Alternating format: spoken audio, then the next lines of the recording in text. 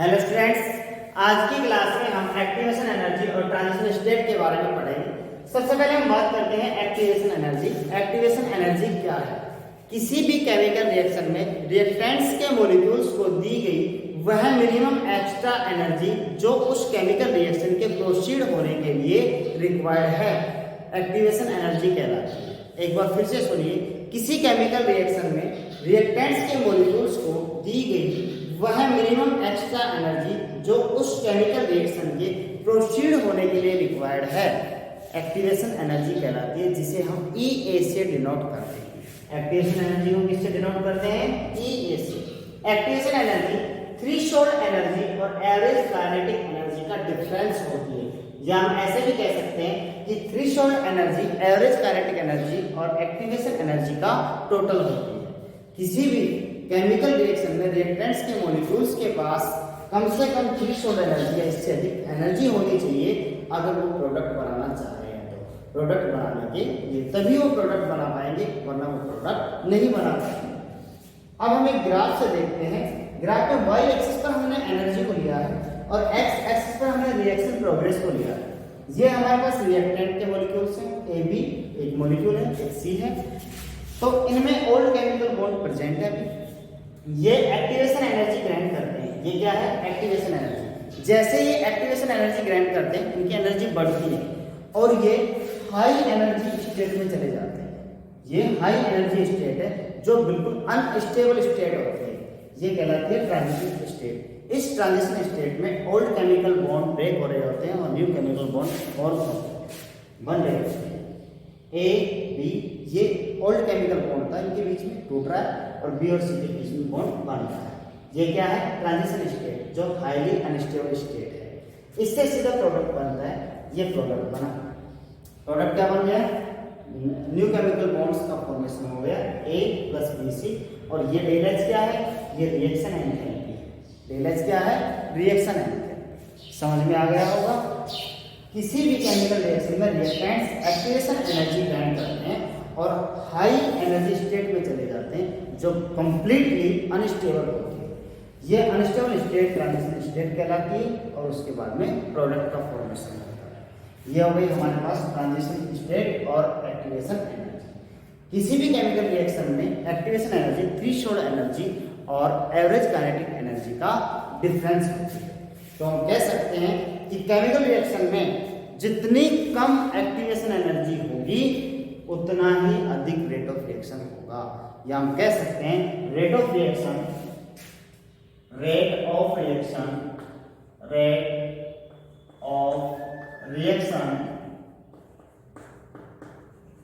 is directly proportional to 1 upon activation energy।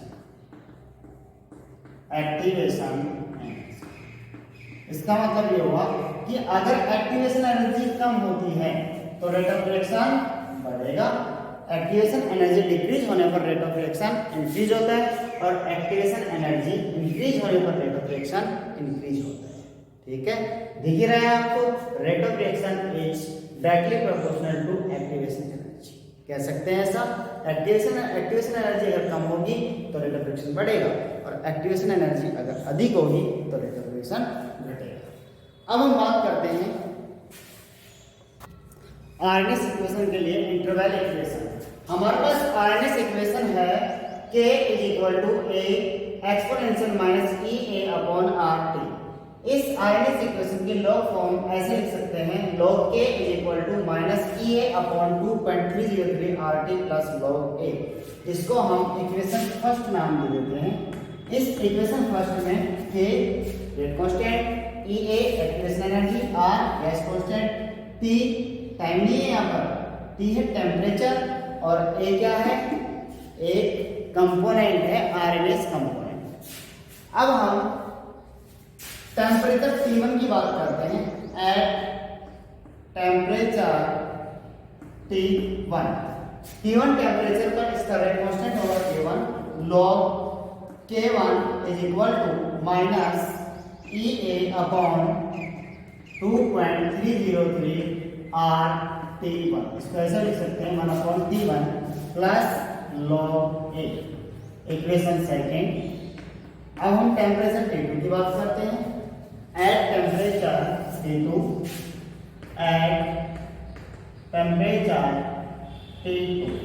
ठीक है। Temperature T2 का log K2 एक कांस्टेंट क्या होगा K2 is equal to minus EA upon 2.303 R T2 1 upon T2 लिख सकते हैं इसको plus log A। Equation third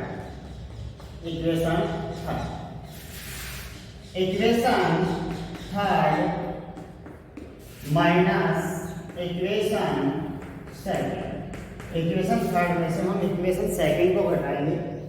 log K2 minus log K1 is equal to क्या लिखेंगे minus EA upon 2.303 R T2 1 upon T2 plus log A। ठीक है, minus EA upon 2.303 R T1 1 upon T2 लिख सकते हैं प्लस log A। अब देखिए इस इक्वेशन में अगर मैं इस ब्रैकेट को हटाऊं तो माइनस से मल्टीप्लाई होकर यहाँ प्लस हो गया और यहाँ पर माइनस प्लस से मल्टीप्लाई होकर माइनस हो गया। माइनस लोगे से प्लस लोगे करके हमारे पास कुछ कॉमन आ रहा है और वो कॉमन आ रहा है कि ये अपॉन 2.303 इसको हम कॉमन ले लेंगे। देखते हैं log K2 minus log K1 common लेते हैं EA अपॉन 2.303 R। ठीक है, ये कॉमन ले लिया। अब क्या लिखेंगे 1 upon T1 minus 1 upon T2 1 upon T1 minus 1 upon T2। ठीक है, हमने पढ़ रखा है कि log A माइनस log B is equal to log A upon B।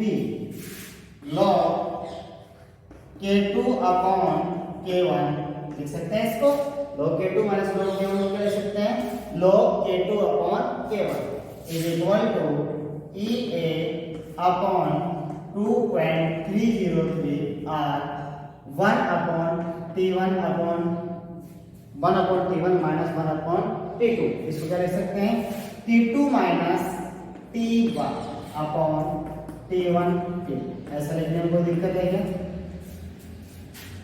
T2 minus T1 upon T1 ये आ गया आरएस इक्वेशन के लिए इंटरवल इक्वेशन, जिसमें log K2 क्या है log K2 में K2 देखिए आप, K2 है rate constant at temperature T2, K1 क्या है rate constant at temperature T1, E क्या है एक्टिवेशन एनर्जी, R क्या है गैस कांस्टेंट, T1 क्या है टेम्परेचर और T2 क्या है टेम्परेचर।